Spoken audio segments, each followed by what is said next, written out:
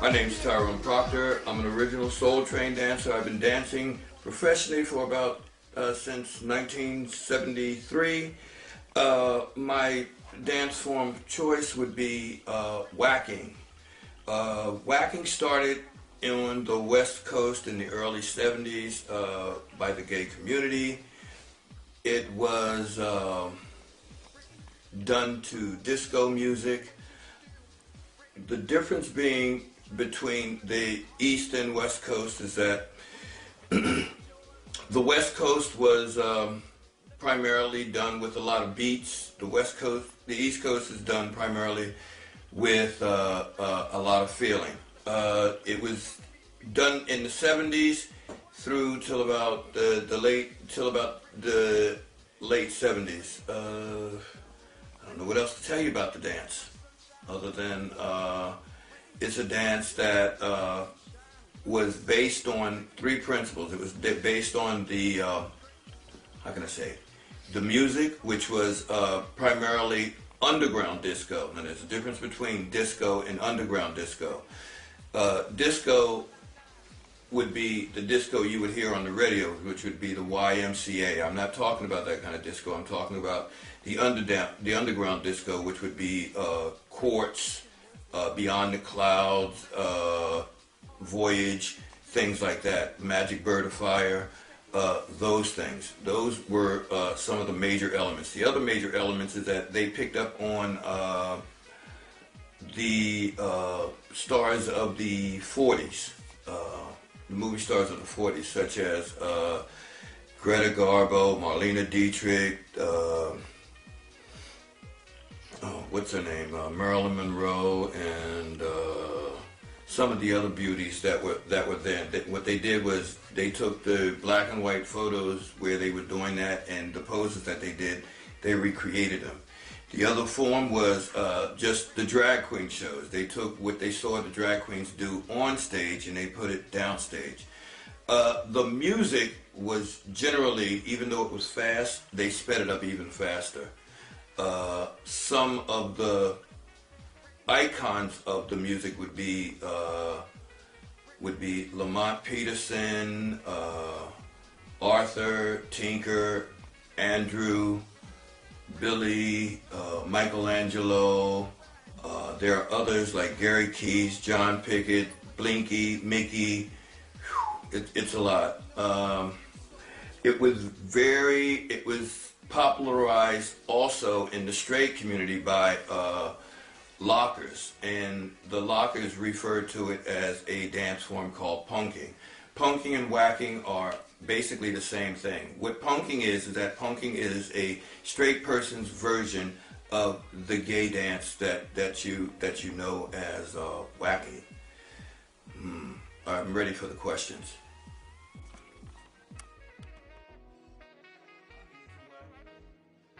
The only influence was the biggest influence would be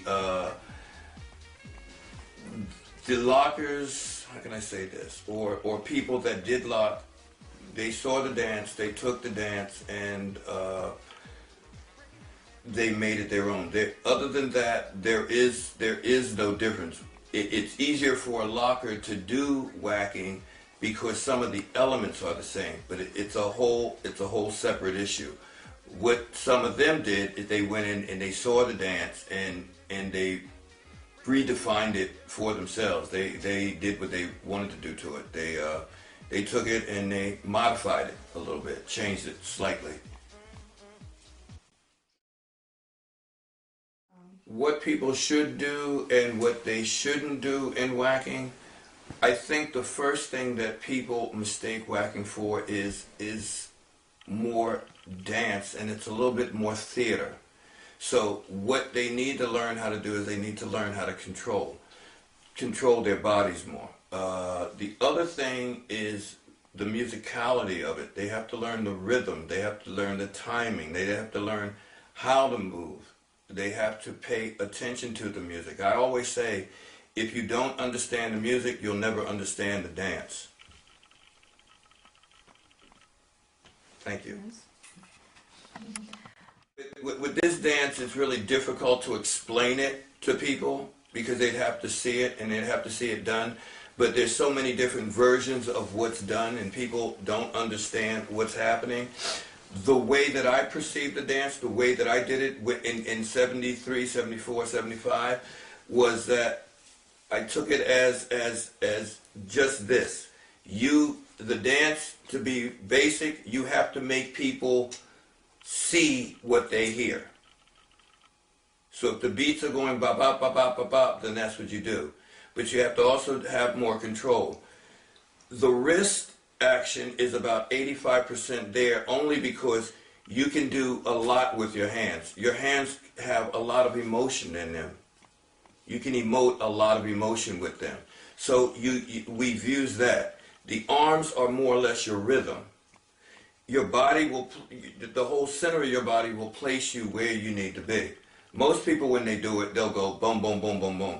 A lot of people will do this. This was only done in specific parts of the music. It just wasn't done haphazardly wherever you choose. You know, so people do it slightly different from the way they originally do it.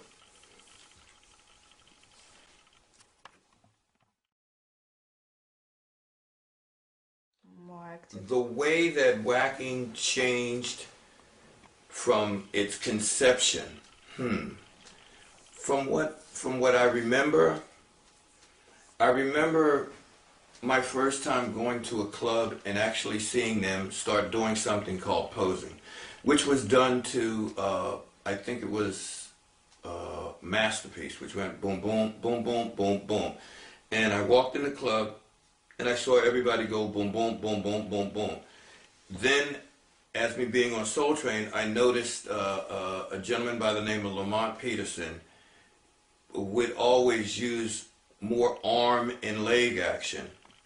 And from that, I think the word that I would use for it would be evolved.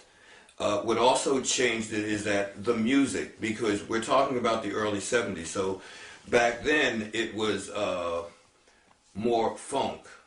But disco was underground, it was coming, and disco was only being played in certain clubs. So, as I said before, the three elements of the dance would be, the music played a huge part in it. And what they did was, because they start going 12 inches, the music started going 12 inches, they would play it only in specific clubs. They wouldn't play it all over everywhere. They'd play it in specific clubs. Now, when they played the music, naturally, movement went with it. So I'm just assuming that the movement that I've seen some people do, they start to apply it to that. And from there, it start evolving because you had more dancers do it, and the more dancers did it, the more different the dance became, and the more power moves you could draw out of it. Like, there were people that was specifically for their shoulders. There were specific people for their legs that would extend their legs from here all the way up and kick it.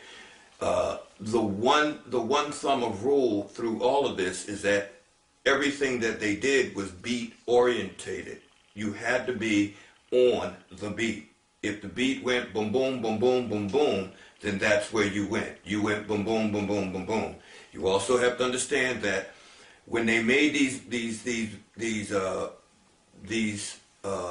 music, some of the music was 17 minutes long and some of it was 24 minutes long. And you would know every inch, every instrument being, and every vocals that was being played through the whole song. And you could be able to interpret that through dance. The other thing was that in order to give it more power, eventually the DJ, and I would say the DJ in Geno's, who would happen to be Michelangelo, would go and speed the music up. In other words, beats are music is like beats per minute. Disco was maybe about I would say it would start somewhere at about 127 on up, and what they would do is they would speed it up. One of the reasons why they would speed it up is because to get the arms flowing, the faster the song was, the faster your arms would twirl. Also remember them going to clubs. We would go to clubs every Monday. There would be a different club. Monday, Tuesday, Wednesday, Thursday, Friday, Saturday, Sunday. We would go to clubs and we would dance in them. Some of these particular clubs that we would go in had a great understanding with the DJs and know the music, and they would play specific music, and that's the music that you would learn on. We were never to go into a dance studio back then. It was allowed, but it was only for commercial dancers or technically trained dancers. Street dancers were kind of banished from places like that. They were permitted, but they weren't welcome there. So what we had to do, we had to learn what we learned out in the street, literally. And learning things out in the street gives you a lot of strength, because you get in the club and you're subject to have to listen. You're forced to listen to the music. You're forced to become creative. Now you don't have to become creative because you're teaching the dance, and I guess students now feel that they just want to learn to dance, and the creativity is kind of watered down. But before, the dances that the students are learning now, they were created and they were built, and I use the word evolve because that's the best word that I could possibly give.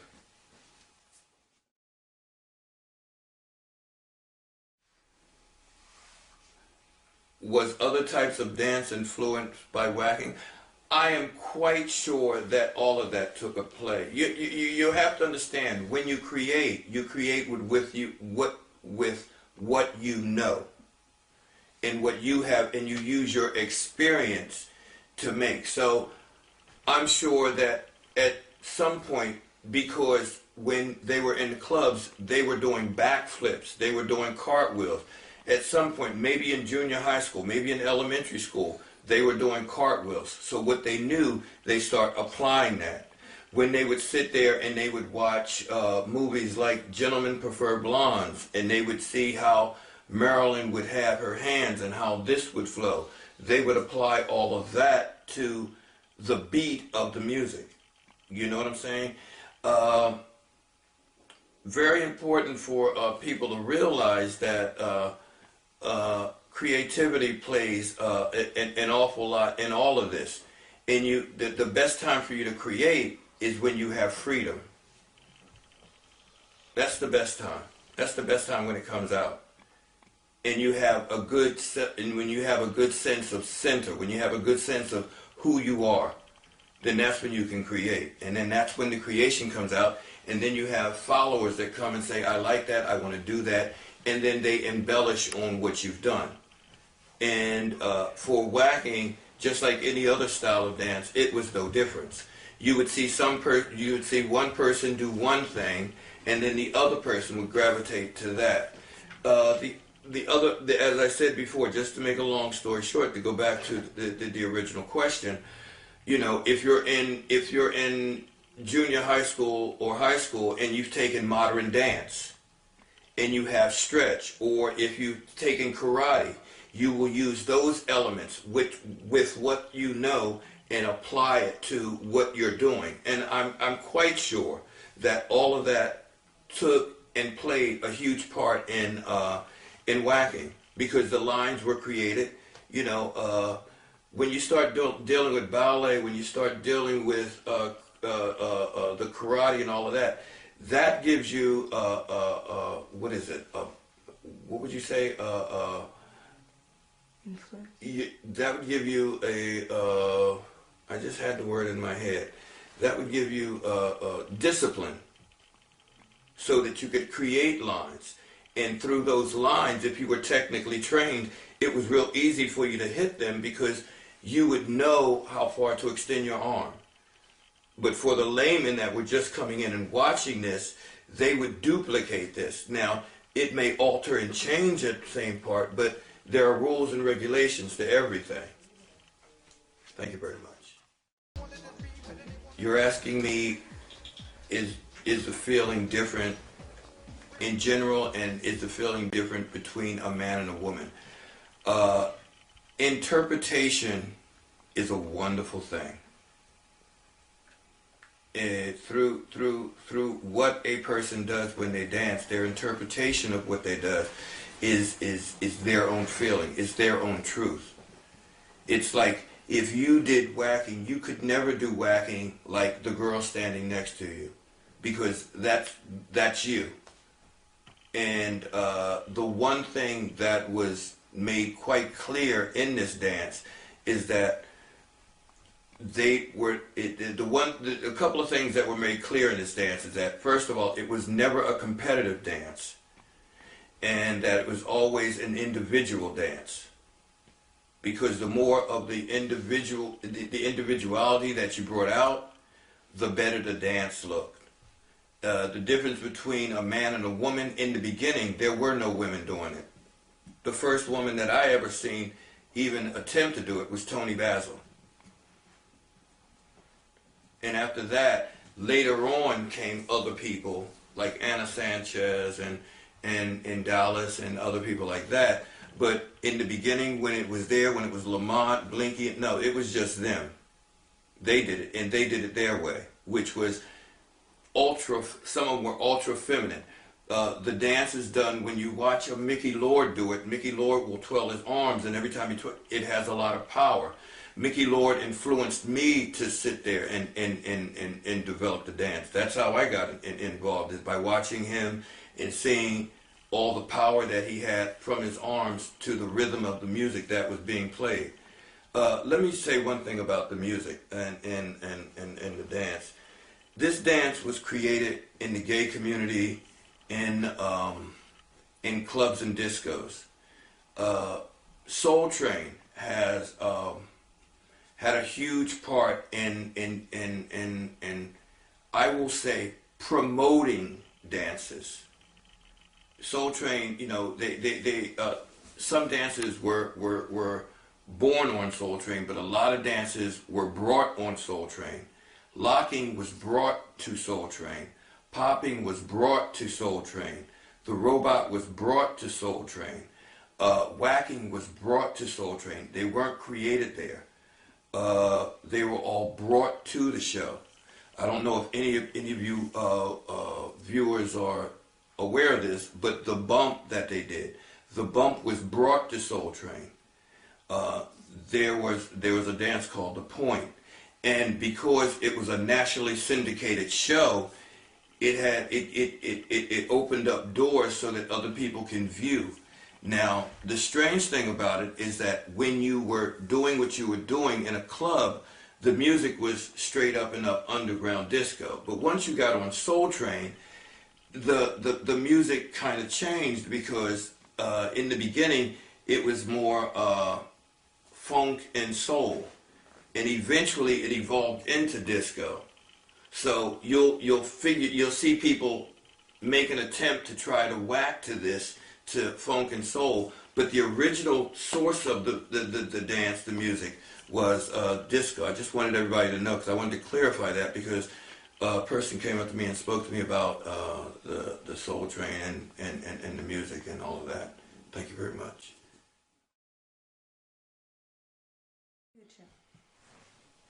Will the dance change in the future, and will it? Well, everything changes. Nothing stays the same.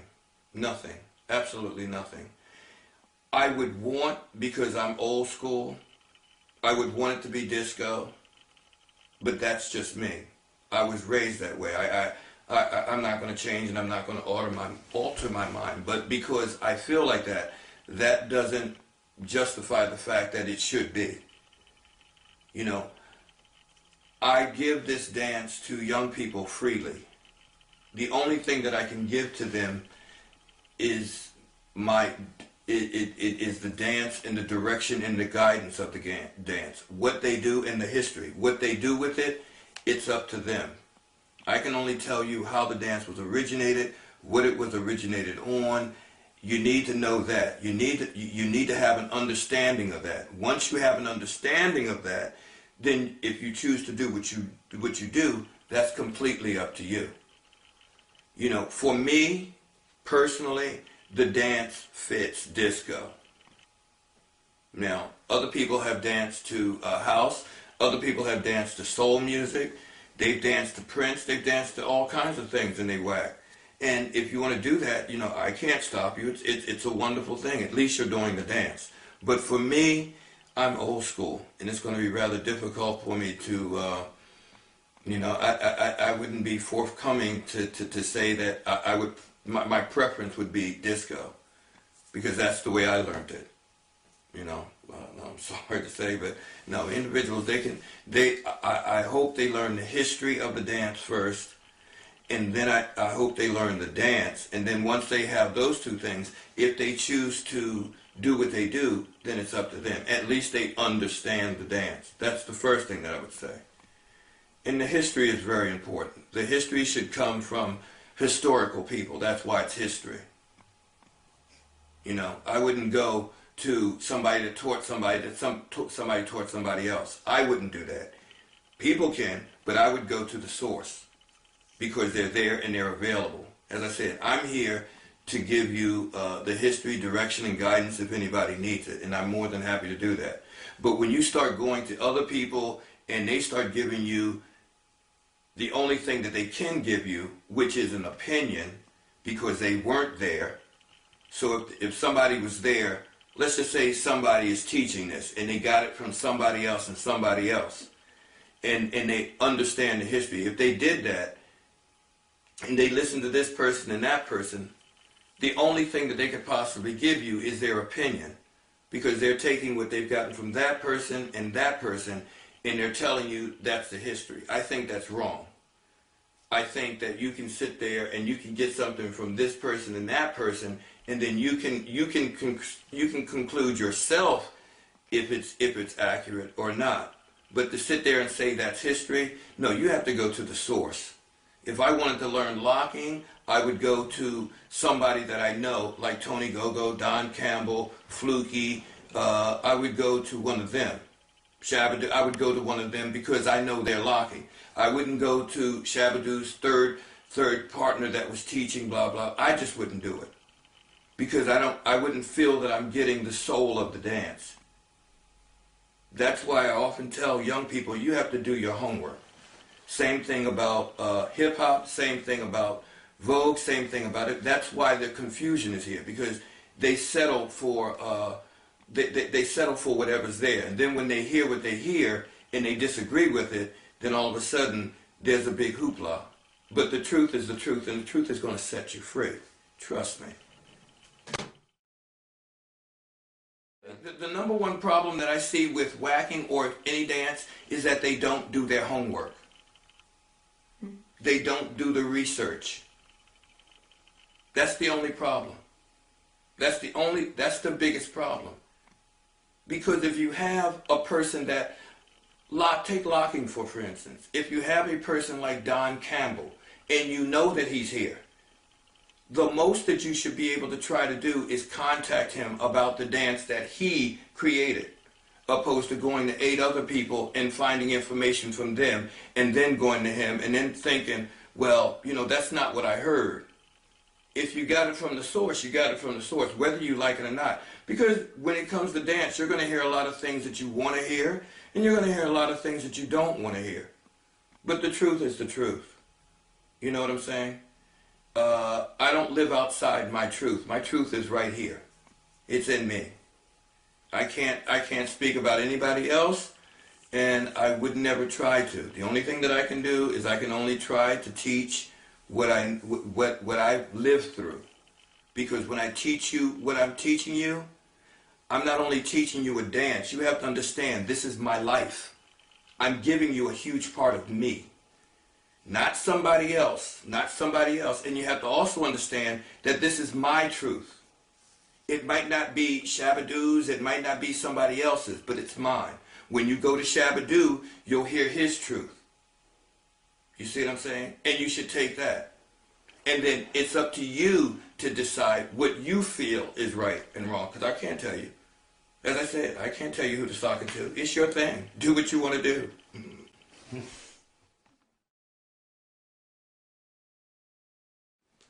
Oh God. You want my wishes for whacking dances?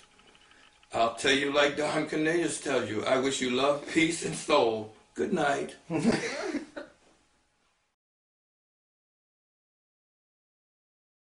Okay, you're talking about you want to give me the moves. First of all, I can't get up and do it because my arm's a little bit sore. But before that, I want it to be known that I do what I do not for myself, but I do what I do because the majority of the people that I know, and I'm only on the black side. You have a whole Mexican, Spanish side that did the same dance, but I'm on their side because the majority of these people are no longer here.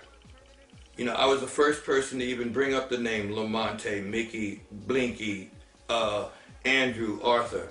Nobody knew who these people were, and I refused to let. If I'm going to do this dance, I refuse because they were so prominent in the dance. I refuse to let anybody not know the importance of these people and what they did for this dance. They may not have created it, but what they did was they propelled the dance into the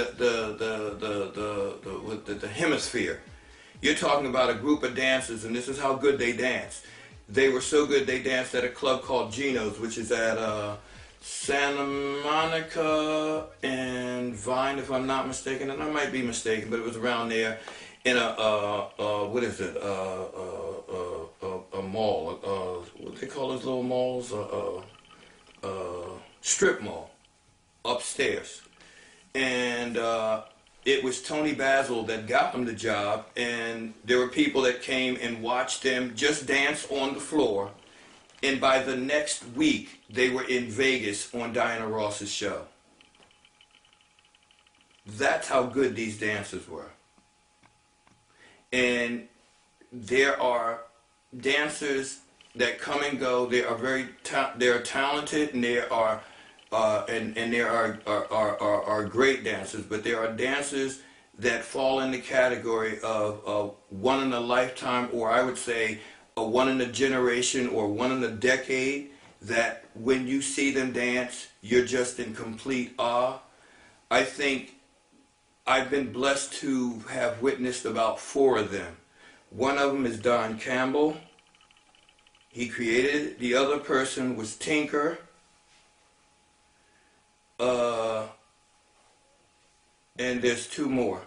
The other 2 was, who was this? The other person was Willie Ninja, and the other person is Javier. When you see all 4 of these people dance, they're the kind of dancers that when they just dance, their spirit is so great, it's so big, it's so ominous that you just sit and you don't even want to dance next to them. You just want to sit and watch what in the world will they do next. Because I think that in time you have people that have the right body, the right chemistry, the right feeling, the right mood for all of this. These people in street dance, they need to be celebrated because of not who they are, but what they give to the community. It's a shame and it's sad to see that these people are just walking and running all over them.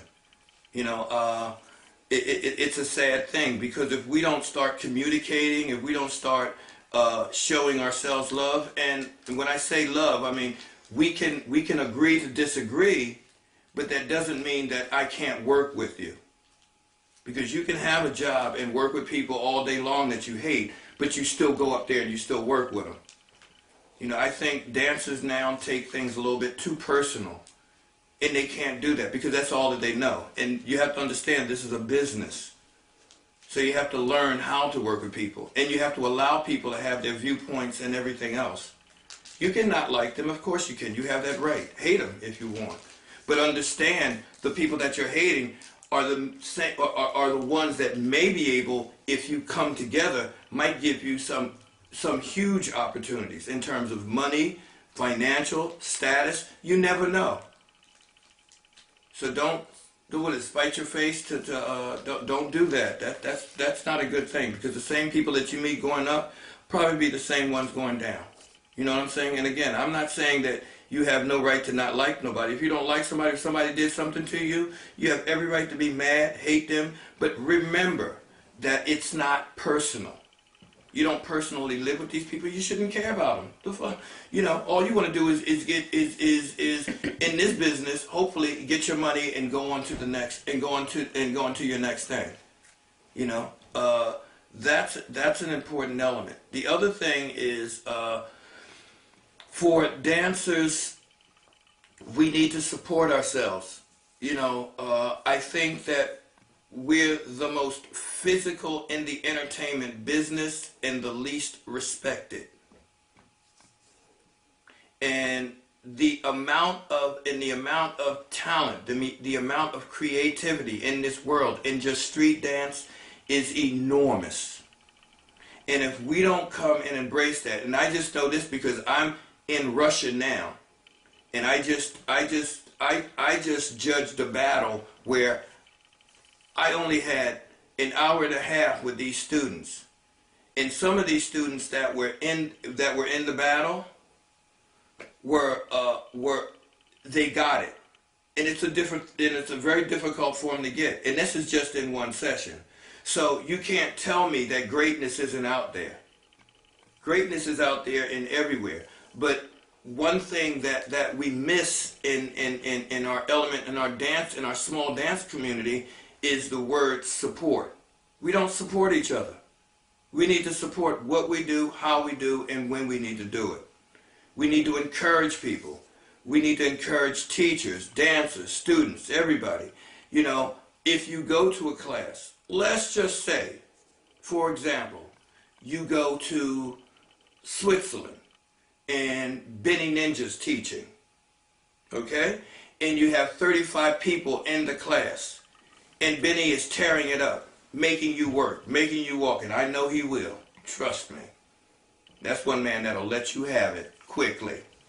So, when you do that, and you go out and you're feeling real good about the class, the best way that you can ever pay homage to him, get on Facebook, get on somewhere, tell people, I just took Benny Ninja's class, it was, oh my God, da da da da da da. Let other people know how important it is. You have to support, you know, the organizers. Make sure that you support them. Whoever's organizing people to come over, competitions, support them. You know, everybody's not going to be perfect. Of course, there's some shifty and shady people out there. You know, you're going to have that everywhere. My mother told me a long time ago, nobody in life said it was going to be fair.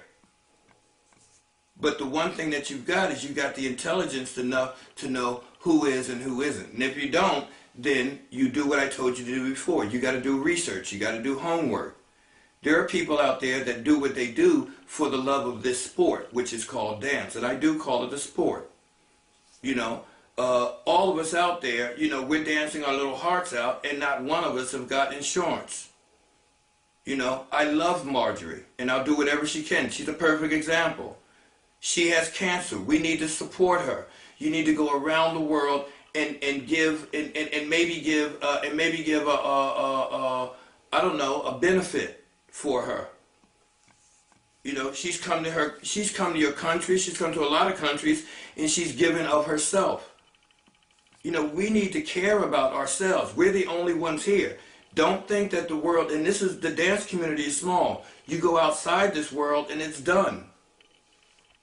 You know, the one thing that I would love to see, which we can do easily, is maybe in the summer we can meet in a country, preferably New York, mine, because I'm an American.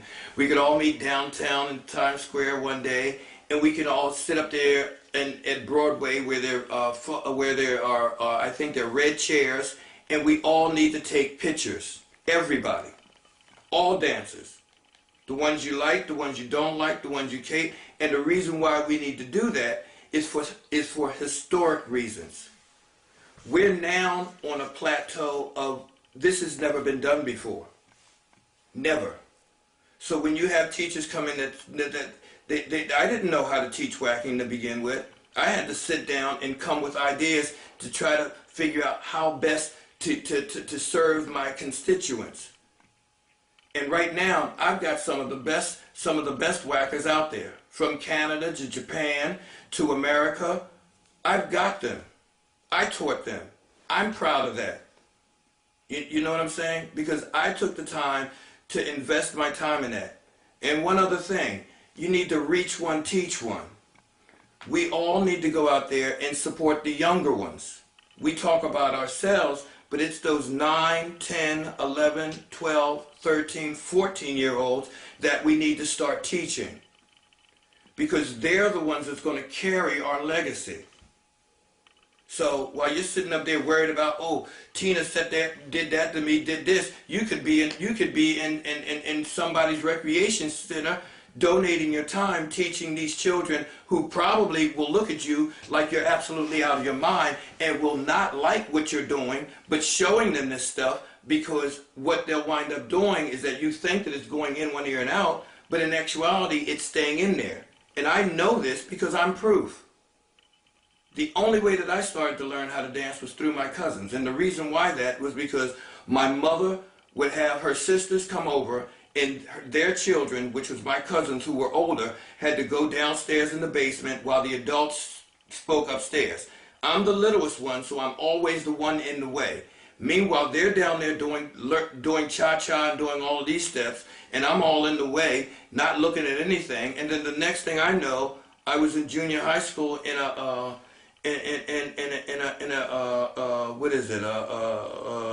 competition, an amateur competition, and it was a singing thing. Now I did not sing the best, but what I did was I danced real good. And one of the reasons why I danced real good was because of what my elder cousins instilled in me, what I thought I wasn't getting, but actuality I was getting in that little dance floor. So you don't know. These kids are going to wear you ragged, but you need to teach them. They need to be taught. You know what I'm saying? This is what we can do. We really need to support each other. We really do. You know, when you see a thing come out and you don't want to go there, support it. You don't have to be involved in it. Support it. I mean, you know, Russia did this thing with voguing and whacking. It was, I think, the first time that they had these things. People were, the guys were looking at them girls like, oh my God. They never seen girls all dressed up, because in order to vogue, the women had to be girly. In order to whack, the women had to be girly. Generally, you'll see women in all these things. And the other thing for women, this is your chance. This is your chance to shine. Because if you think about it, all through dance, you had to go and be subservient to men. This is your first opportunity to jump up and be what you are, which is women, and be admired and supported for it. You know what I'm saying? It's the first time. I did the first thing in Canada, and I was judging the contest, and I was noticing how the men were saying to me, or you could hear them saying, God, I didn't even know she looked like that, because they were too busy hip-hopping and locking, and in these baggy pants. You take them out of that and put them in some girly things, you'd be surprised what happens. And I tell my girls, I said, when you come to my class, I don't want you to bring them church-going heels. I want you to bring them, I'm going out and get a man kind of heels, because we're going to work. You know what I'm saying? And that's what should happen. You know, I love all of you. I'm here to support all of you. You know, you can reach me on Facebook anytime. If you want to be my friend, please, I encourage you to email me and request me as a friend. I will always. The one thing that I love talking about my part in this wonderful dance form called whacking. And this is just one. You have a plethora of other dance forms that you could be involved in. But with this, I just want to leave you with my last saying, and that is, if you do not understand the music, you will never understand the dance. Good night and God bless. Bye-bye.